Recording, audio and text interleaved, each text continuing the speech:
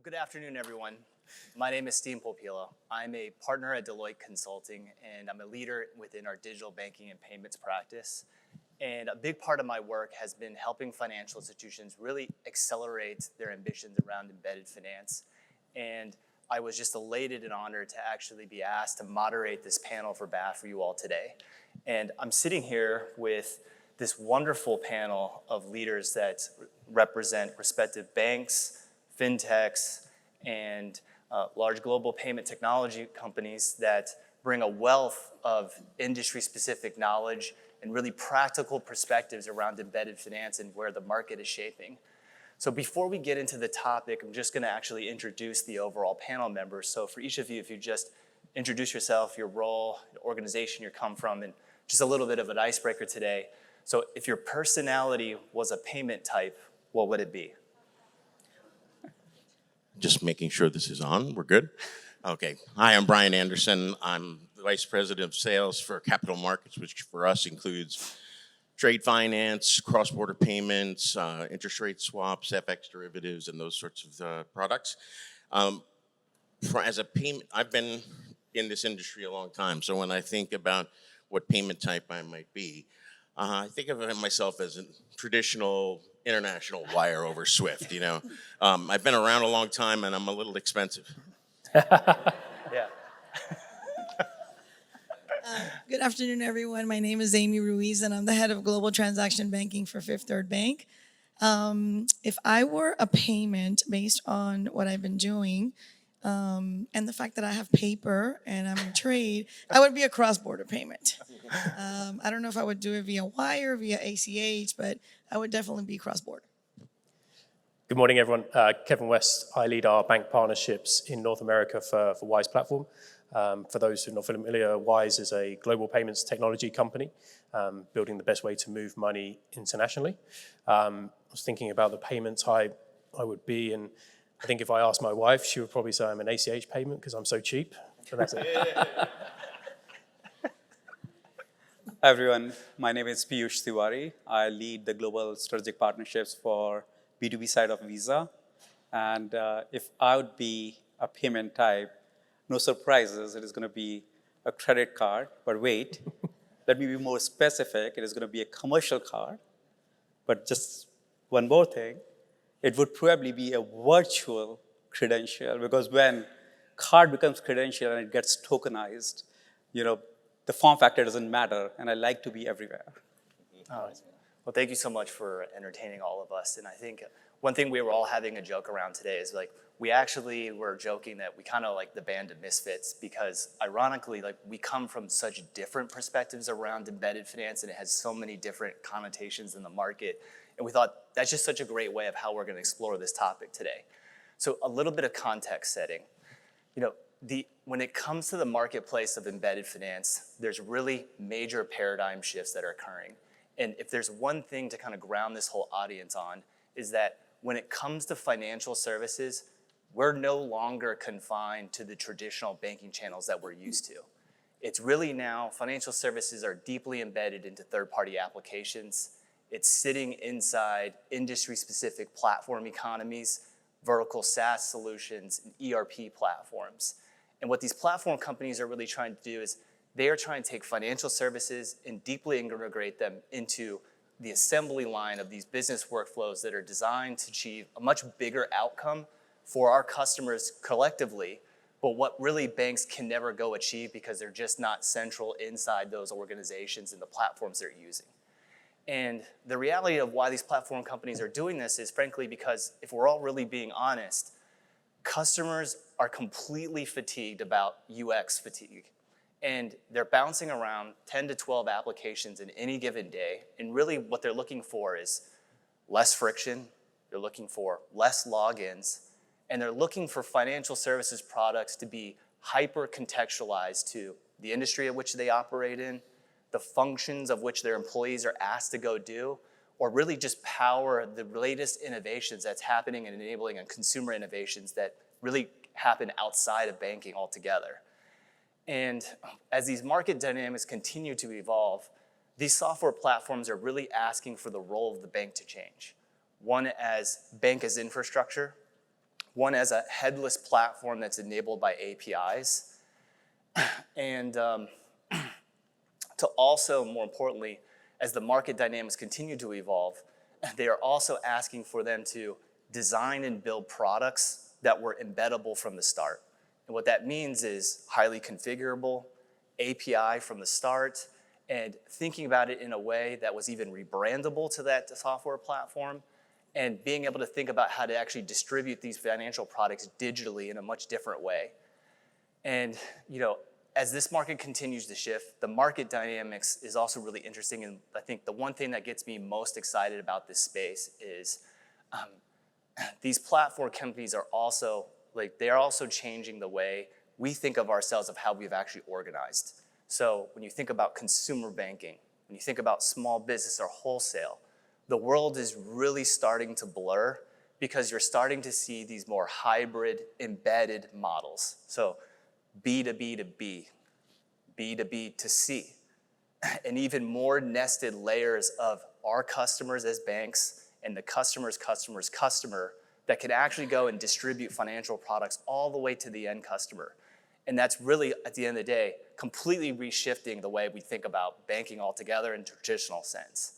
And as these platforms continue to shape, as these customer experiences really see the value of these integrated offerings, they're going to ask banks to, one, partner differently.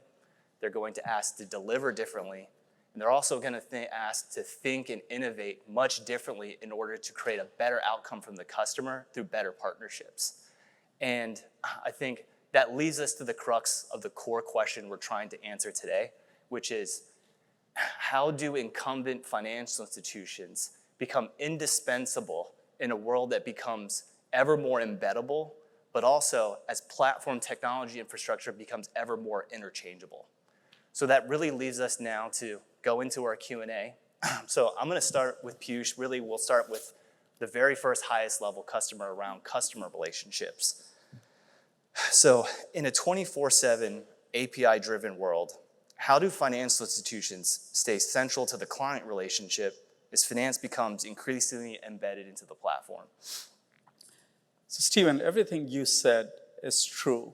We are seeing that platforms are playing a more and more important role, especially as everyone wants to become the one-stop shop for their customers. Their role is evolving.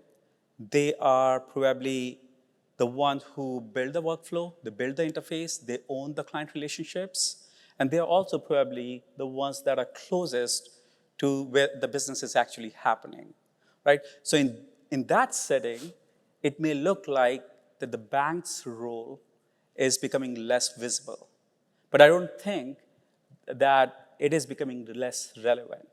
Because if you take a step back and think around what is it that the banks are bringing on the table, is their balance sheet, is their payment infrastructure, it is their regulatory standing, compliance and controls. And these things are unique. These cannot be replicated by platforms. So just to put that in context, like, I don't think banks are going anywhere, but I do think that the model is evolving, right? It is evolving from where earlier it was come to the bank to where it is that the banks needs to show up in the context. The banks needs to be present at a place where the customers are actually doing the transactions, which is their ERPs, their AP, their AR platforms. It is where they are consuming the vertical SaaS. And that is the role that we see from Visas, like how do we provide that connective layer that basically extends all those attributes and trust from the front door of the banks so that it can travel with the transaction where it is happening, where the platforms are, where the customers are. Yeah. So I don't think the future is less banking. I think the future is going to be more connected banking. It is going to be more distributed banking, and it is definitely going to be more intelligent banking. Yeah, absolutely. And I think, Emmy, you probably are a great person who can answer these questions as being from an organization where the customer is so intrinsically linked into the banking relationship. And when you hear these types of concepts, we'd love to hear your perspective. Of course. So as the only banker here, I'll add to what Piyush is saying is that there is truly a misconception that if you're embedded, then a bank it becomes, irrelevant becomes invisible, but they don't. It really means that they become essential, because I think what changes is the interaction of what's going on, but not the accountability. So the importance of the accountability, the trust, the client relationships that we own are the ones that continue. But we need to embrace AI, embedded payments, anything technological, so that we can have all of our collaboration move us into the future. Yeah.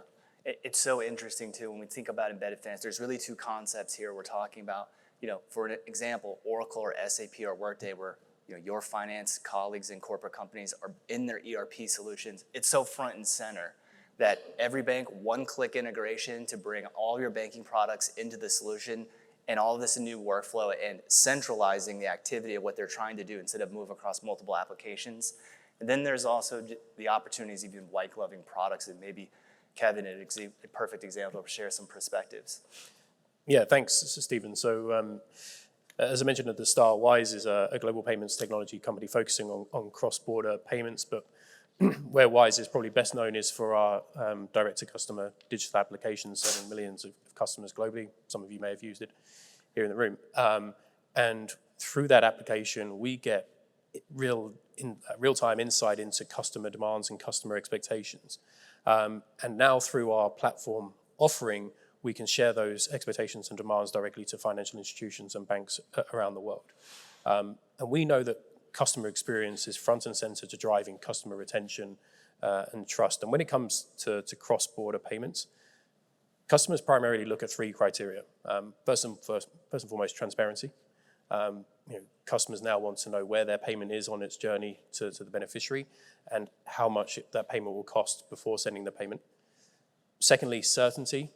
So mitigating the risks of failed payments and reducing the age-old question of where is my payment on its journey to the beneficiary, as well as informing the customer of when that payment will arrive. And we've seen that is one of the biggest drivers to reducing customer contacts, is telling the customer this payment will arrive instantly or in 2 hours or 4 hours, and then they know and they have peace of mind on when it will arrive. And then finally, speed as well. Customer expectations are increasingly moving towards cross-border payments having a similar experience to domestic payments. And there's a lack of understanding there of really why a cross-border payment may take hours or days versus an instant payment arriving instantly. Truth be told, most customers don't really know or care about how the payment reaches the beneficiary. All they remember is the experience. And if they have a positive experience through their financial institution, ultimately that will drive the institution remaining as the central client relationship. And Brian, as Finsley, who is really born out of building modern payments infrastructure, I'm sure you have a great perspective. Yeah, as trying to solve for the problems of our financial institutions that we work with, we want to democratize access to a platform, and we sell ourselves as a platform for money movement, and that's the most general way I can say it. Any payment type, the goal is any payment type. We don't do every payment type, but we do many of them. And what we're doing to allow the banks to power ecosystems, for example, or to be part of an embedded finance experience in an ERP system or a digital banking channel or an internal channel within the banks, you have to have easy to use APIs. You mentioned it, Stephen, right? So you enable those APIs, you let them do just about everything you could possibly do. And then what I mean by that is initiate, reverse, cancel, return payments, create onboard customers, onboard accounts, all of it done in real time automatically and via API. And by exposing those capabilities, for our financial institutions, we hope to connect them to the networks that allow them to generate the best customer experience, whether it's a consumer or a small business or a large business, whether the payment is initiated out of a trade finance transaction or initiated out of some sort of other private equity transaction or whatever it may be, as long as the experience is good, like Kevin mentioned, then the bank's going to be happy, their customer's going to be happy, and but you need to look at that entire workflow, from end to end, and it needs to be as close to real time as possible, because platforms like Visa and Wise their goal is to, and what they've already accomplished in many arenas in India and Singapore and other places, is they're delivering real-time payments cross-border. And that's what everyone wants, and that's where we need to get. Yeah. And, we can shift a little bit of gears, and Piyush, I'm going to ask you this question.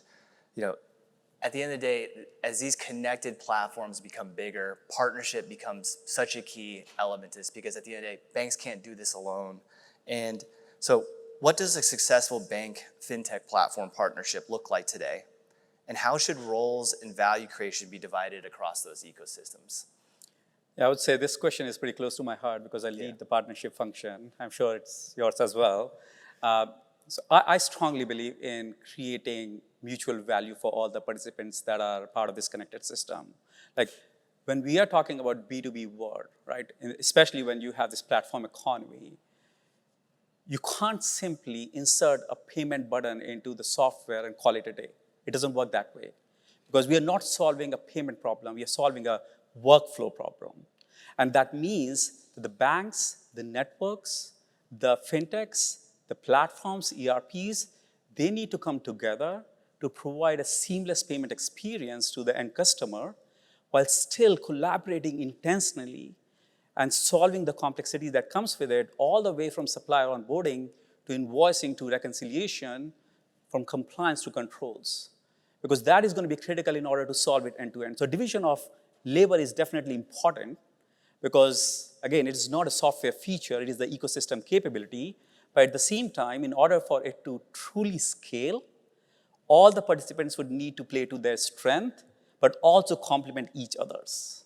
And I think that is going to be the most important part, which is how all of these parties can come together, collaborate in a way where we are making 1 + 1 11 and not 2. Yeah. Kevin, certainly from Wise is looking to partner with institutions and deliver value. How do you see this? Yeah, very much similar to Piyush there, and leaning into each other's strengths. We've seen through successful partnerships, it's all about leaning into what you do best. We believe Wise is a very simple company. We focus on cross-border payments. Banks are experts at domestic payments and offer many other range of products and services to their customers, and you already have the customer scale and trust there. Payment companies like Wise are in a fortunate position where we can deeply focus on solving a specific problem, and in our case, that's cross-border payments and solving it well. And by partnering, we can bring those strengths together rather than building in silos or having to build in parallel. Connecting to payment schemes around the world is a huge investment, both financially and from a time perspective, which we know firsthand through the way that we're building our network. And ultimately, a successful partnership in the end should look invisible to the end customer. They should get the experience being reliable and seamless through their banking application that they're using on a daily basis for their financial needs. Yeah, absolutely. And I always think it's very interesting how, embedded finance in a lot of organizations started out very small. A couple people really exploring embedded, and now that it's getting bigger, you've got very complex partnership models to explore and actually establish as a foundation. You have humongous technology platforms and innovation to go and absolutely uplift. And then on top of that, you've got to make the experience to the platform companies which you're trying to engage as customers, as a safe, trusted hands to engage with their customers, is a humongous paradigm shift that drives all the aspects of what banking really is in terms of seamless experiences, easy onboarding into the platforms, and then be able to be a trusted hand. So that's the through line to this next topic, that we wouldn't be at a banking conference if we didn't talk about compliance and trust. So, Emmy, the opportunity to make financial services faster, simpler, and even more contextual, but the responsibility to protect trust does not go away. In many ways, it becomes even more important. And as embedded finance scales, how can financial institutions balance speed and innovation with risk management, compliance, and maintaining client trust? So that's a very good question. It's very complex. In order for us to have embedded finance scale, one of the most important things is that we as financial institutions, partners, strategic advisors, we need to make sure that the trust remains intact. That needs to be first and foremost. They've been talking about transparency. They've been talking about, just-in-time data. The customer doesn't, care how the payment gets there. They want to make sure that they have the right experience. But if we are partnering, we've invested as Fifth Third Bank in Newline. Yeah. So we have an embedded payments, instant payments, right? So it's very important to us that, our client has, one easy portal, one easy access. Everything is just in time, but it doesn't change what we're doing behind the scenes from a compliance perspective, from, a risk mitigation to ensure that everything is aligned, not only for the bank, but for our clients. Yeah, absolutely. Even if you think about the evolution of embedded banking, the world of sponsor banks, banking technology interoperability layer that was sitting on of it, there was a lot of looseness over those last few years, and we saw a lot of fallout. Frankly, companies that became bankrupt, ones that had humongous regulatory fines for the lack of their ability to really truly understand the level of compliance that's required as these big embedded finance programs scale exponentially. And that level of compliance and trust is really just ever more important. And what I think is just so exciting is as banks continue to really adopt this type of service, they will really look to go more vertical. So extending their sponsorship compliance requirements, but also uplifting their own modern technology to really be a complete trusted partner end to end. And Piyush, maybe there's something else that you'd like to add to this. No, I would say I think the key is to stop treating trust as a break or a barrier to innovation. In practice, in reality, I would say trust is a key enabler for the innovation to happen at scale. Like, you can ship something really fast, but if your clients don't trust, because especially in the embedded finance world, there's so many interdependencies, if the client doesn't trust that they have the right controls, they have the right compliance tools embedded into it right from the beginning, you're not going to get the adoption. And I think that is going to be very challenging. So the real objective is not really speed, it is the safe speed, right? And as we go into the AI-driven world, as we go into agentic commerce, it's going to be even more important because, look, automation is great, but I think the future of automation is going to be the trusted automation, right?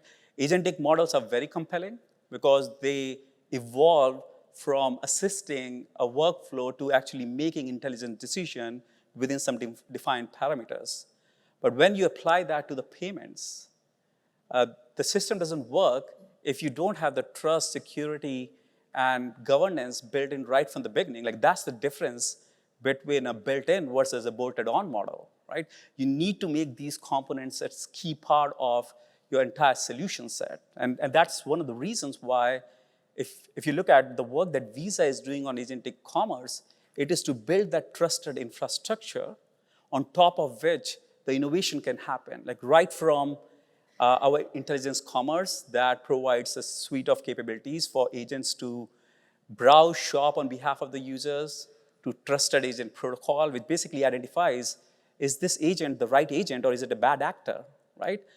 To what we say, like the MCP server that allows external agents to connect with Visa's infrastructure. All of that is to drive that trust layer on top of which the innovation can happen. So I would say, like, it is definitely one of the core part because the winners are going to be the ones who will make their clients feel not just empowered, but also protected. Yeah, absolutely. Even in this modern day of AI and technology that's taking place now, connectivity is really just table stakes now. And that wasn't the case just a few years ago where having a bunch of products, having a bunch of API capabilities really stood you apart. That is really shifting and becoming table stakes. Examples of this even further, if you think about large corporate companies that were connecting into organizations, the time that it used to take was 3 to even 6 months to go and pull in a new organization and connect them into the bank. And now I know firsthand that organizations now are connecting into those APIs with Anthropic in 1 day.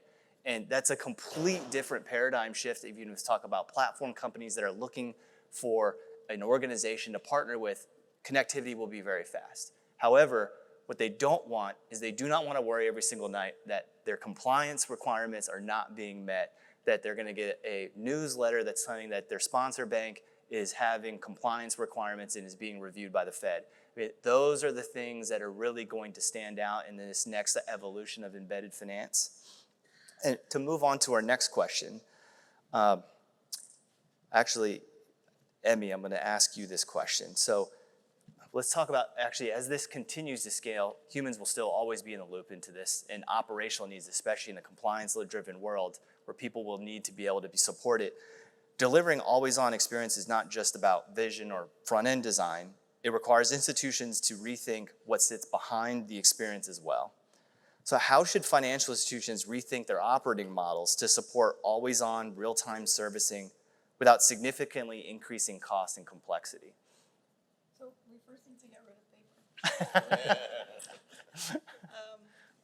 So, our financial institution is very tech savvy. They love technology. They love AI. Our CEO was a consultant for technology. And again, everything is moving towards that. So I think we need to standardize, we need to modernize, we need to simplify, and we need to transition into a digital environment where you still can have safety, you can have trust, you can have compliance, but you have to move out of that batch era processing. I'm dating myself. And you have to get into that API. I'm learning their lingo.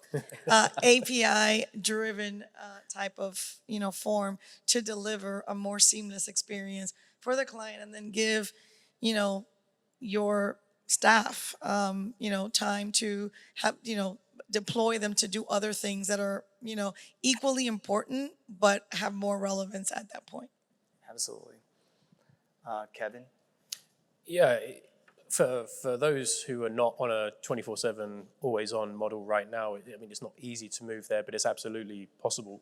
One way of doing that is through partnering with established institutions that are working on a 24/7 model, and tapping into those built and proven infrastructure to immediately provide that service to their customers. And that then removes a lot of the cost and complexity. And many of these technology partners today are not just rails, they're not just technology. It's about the experience and know-how of operating on a 24/7 that can really benefit these financial institutions. And then when it comes to actually building the model, these partners can also help you focus on operating on a low-cost, efficient model, but ultimately with the end goal of ROI, as well as not having to scale your teams massively and overhaul internal processes, which I think is potentially the biggest fear for institutions, is they immediately think we're going to have to hire hundreds of people or reconnect with many different technology systems. AI has a big place to play in this in the future as well, particularly on the agentic side. Brian, maybe you'd like to. Well, the banks that I talk to, they're scared to death of AI and getting measured on an AI model. They're scared to death of not going home at 5 o'clock. Yep. They're scared to death of fraud, flying out of the bank in real time through real-time payment send. But to support this world, and there are banks that do, and there are gigantic banks that have 400 people in an ACH department, right? And that's common. But what they are all focusing on, I think now, is a theory that we've tried to put forth in our money movement platform, or our operating system for the companies we help, the financial institutions we help. It's a payment is a payment is a payment, right? Kevin said it before. No customer cares whether you sent it via ACH or RTP or through the Visa network or through Wise. They just want to know how fast is it going to get there and how much am I going to pay for it. And when you think about that from a platform perspective, you have to think about everything should be 100% straight through processing if possible. What does if possible mean? If possible means, did it pass a real-time API check to the fraud monitoring platform? Did it pass a real-time API check to the OFAC screening system? Did it feed the anti-money laundering system in real time so that you could take actions on when AML comes? what's our return ratios on ACH and wires and other things, and which bad actors do we need to manage? And if you're going to go 24/7 by 365, then you are going to have some sort of operating model that's designed around your own technology stack and your own people that follows the sun. The technology can stay the same because if you have the right workflow engine end to end, it's going to process everything in real time. Even if it's an ACH payment, it's processed in real time, and then we batch it up and send it to the Fed.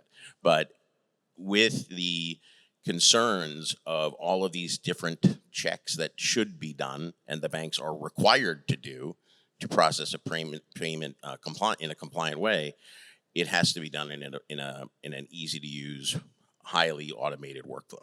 Absolutely. We really talked so far about when the client experience, these new embedded models, operating models that are required and what needs to scale around compliance and technology. Let's shift the conversation around data. Piyush, I'm going to ask you this question.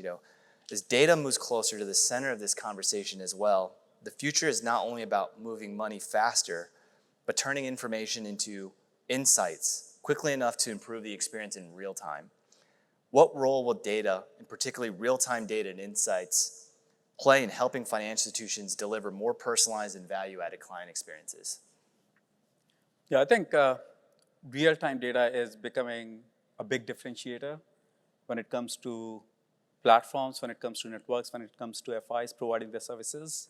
And if you look at historically, the financial data has always been backward looking, right? We have balances, we have a transaction history, we have monthly reports, and it's not that that's not relevant. It's still going to be very relevant, but our clients are expecting more and more that how that data can be converted into actionable insight, and they can provide the support in the moment when the transactions are happening, right?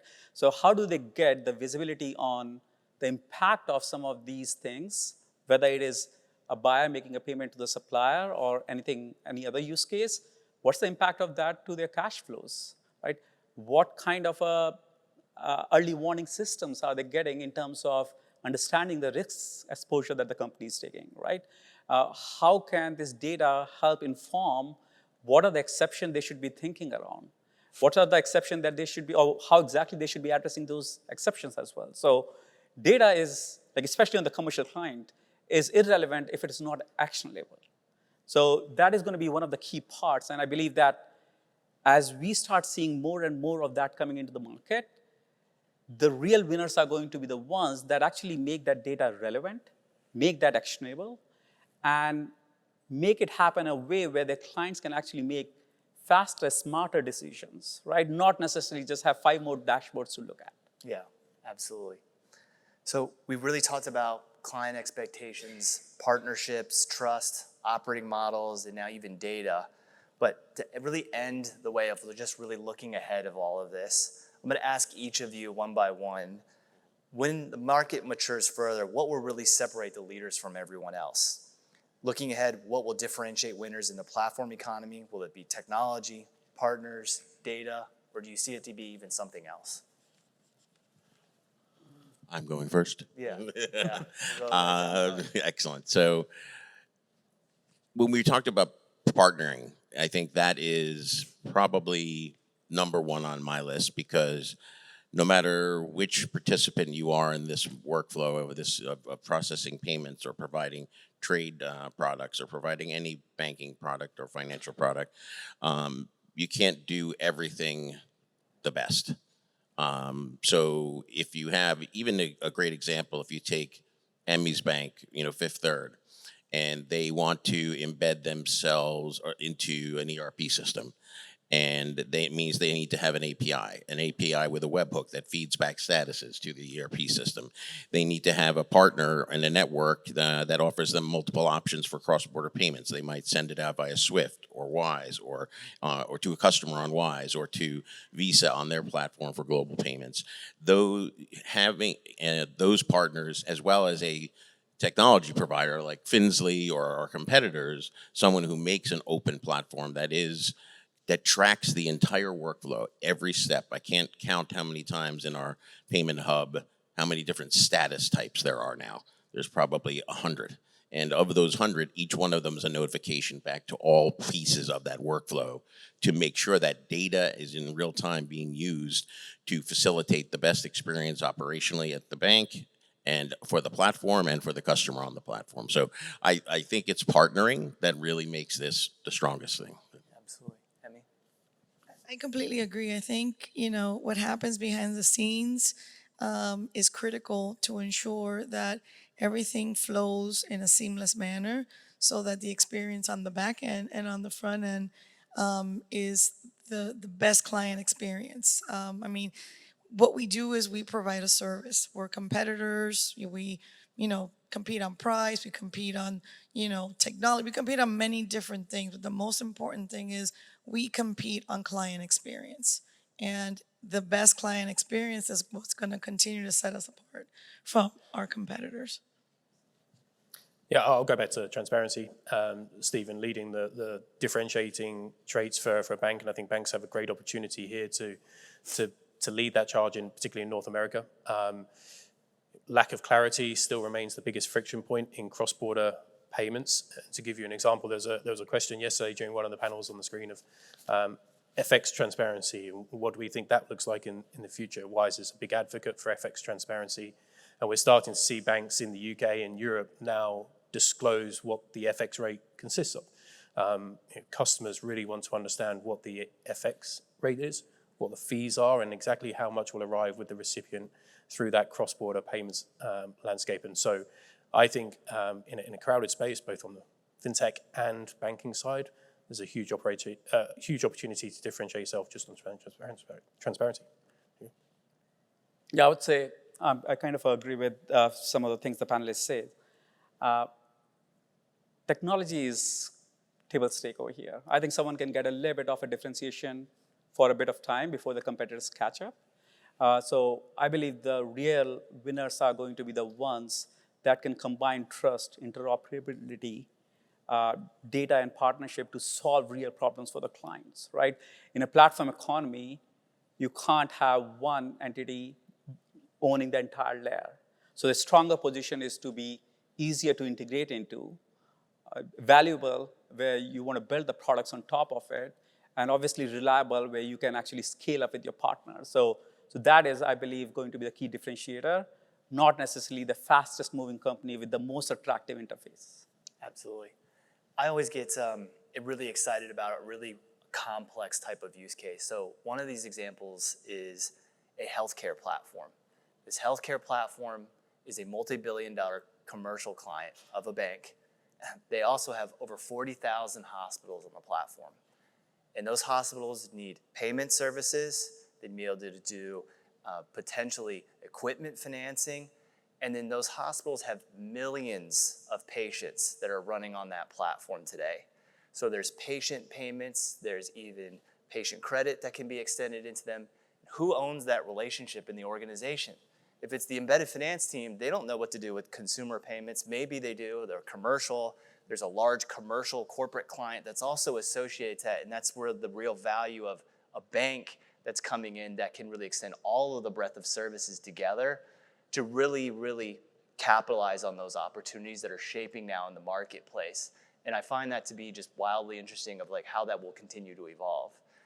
We are out of time at this point, but I hope that you all walked away from this really just understanding like the growth of what's happening and the market shifts that are happening in embedded finance. This is really something that's become real center stage across the entire industry. And thank you so much to the panelists for being here and sharing all of your perspectives today. Thank you all so much. Thank you.